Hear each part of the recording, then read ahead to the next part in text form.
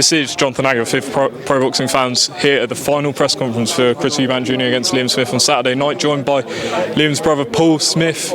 Paul, first things first, how's your Christmas and New Year? I was good, thanks. You, all right? Not bad, not bad. But we're back into it now with a big fight on Saturday. Just first of all, obviously there was accusations flying about between your brother and Chris. Just what was going through your mind when Chris was saying what he said? It just gets too personal, doesn't it? And stuff you're saying to try and like cause problems and cause trouble and all that. There's lines you don't cross. There's lines you don't cross as a man making things up and saying things and being like that. But it is what it is, you know, each to their own. As I said, like I said before, Liam's taking the piss out of his hairline, you know, things that you can see, things that are actually in front of your face, and you know, they're both sort of trying to get under each other's skin, but neither fighter's going to do that. And Liam said that before in a press conference. He thinks he's under my skin, that he couldn't get under mine, and I couldn't probably get under his. But then it just becomes a bit petty and you know, childish, and it is what it is. But they're going to settle it Saturday night. You know, I'm not into all that. It's not my cup of tea.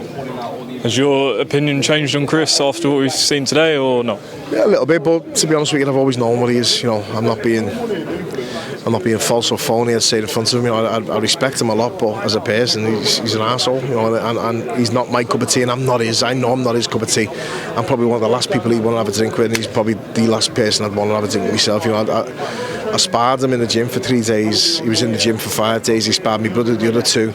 For 5 days in the gym, I don't think I said 3 words to him, and vice versa. You know, he's that type of person. He's himself to himself. He's his own man. He lives in this deluded world that he's in, where he's this megastar, multi-millionaire world champion when he's never been a world champion. And you know, the rest of it, again, you have to question whether the rest of it's true, what he believes. But that's him. Leave him to it. Each to their own. You know, I certainly don't think about him when I'm putting my head on the pillow. I'm not fighting him. He's nothing to me, and I'm nothing to him. But yeah, all the stuff that you're hearing, you know, it's not my cup of tea. It doesn't appeal to me.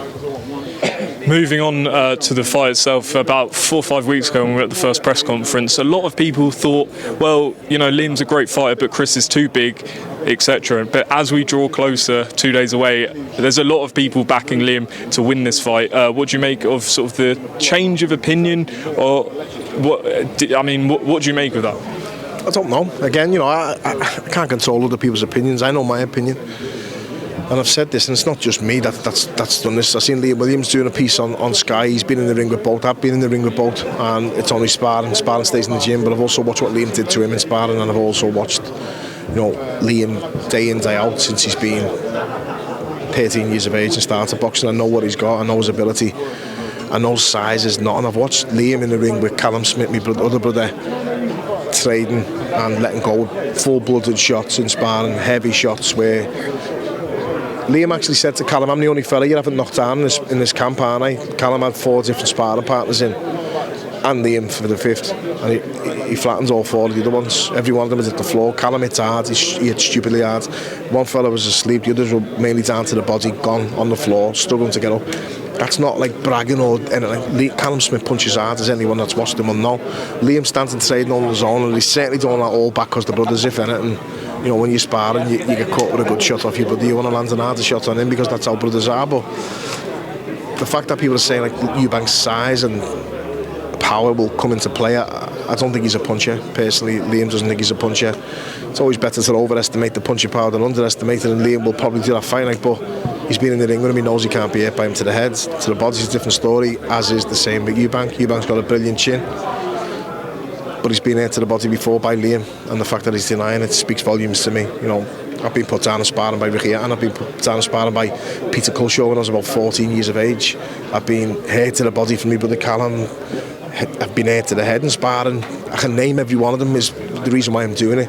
Jose Burton, Callum Johnson, big punches where you get caught with just that one shot. You feel it to your boots.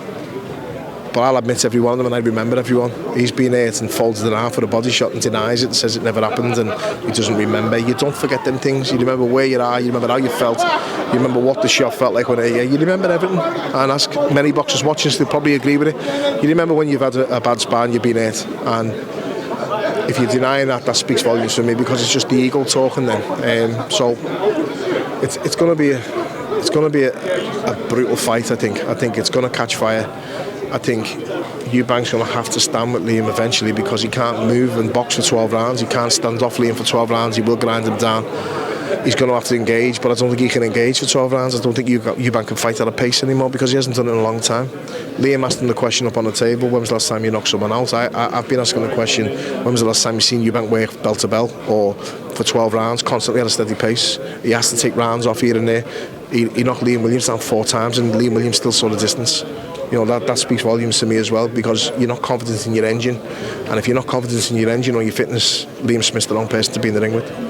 Chris made the point in The Gloves Are Off that he's never been down in his professional career or stopped, and you know his chin is what's got him through some of these brutal fights. So do you see any chinks in that armour? Do you feel like because he's getting older maybe his chin won't be the same, or do you feel like the best way Liam can win this fight is on points? Listen, you watch many fighters who had exceptional chins, they've still been down or they've been hit to the body. His dad has an exceptional chin. Kazaki still put him down, didn't he? You know, he's still at the floor, he's still at the camps, he's still been hit with body shots. It's not like I'm assuming that Eubank could be hit to the body. I've seen him hit to the body with my own eyes. You know, I've nailed him with a head shot myself and he took it. He's got an exceptional chin. He's a good boxer, he's a good fighter. I've got a lot of respect for him. He's a very good fighter.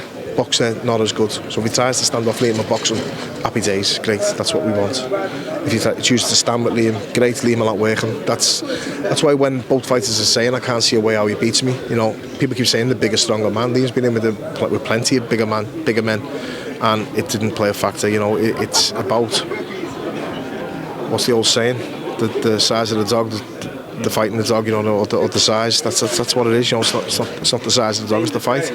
And Liam's got plenty of that. He's been in with Canelo Alvarez and Jaime Munguia, and Eubank saying you've never been with anyone of my calibre or my class. You know, there's things where people are watching and hearing themselves, and they know it's absolute nonsense. So we'll find out Saturday night. I'm sick of talking about it now. You know, everyone is, I'm sure. I can't wait to see the fight. Nice weigh-in tomorrow, and then get busy Saturday night and hopefully watch Liam do the business in a entertaining fight.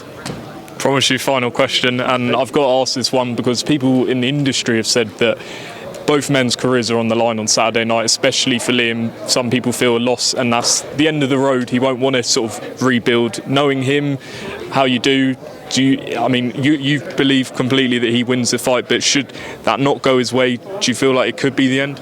Do you think Chris Eubank can come back if he loses to Liam Smith? I mean, some people would say you've got the Conor Benn fight out there, I guess. That's a circus though, isn't it now?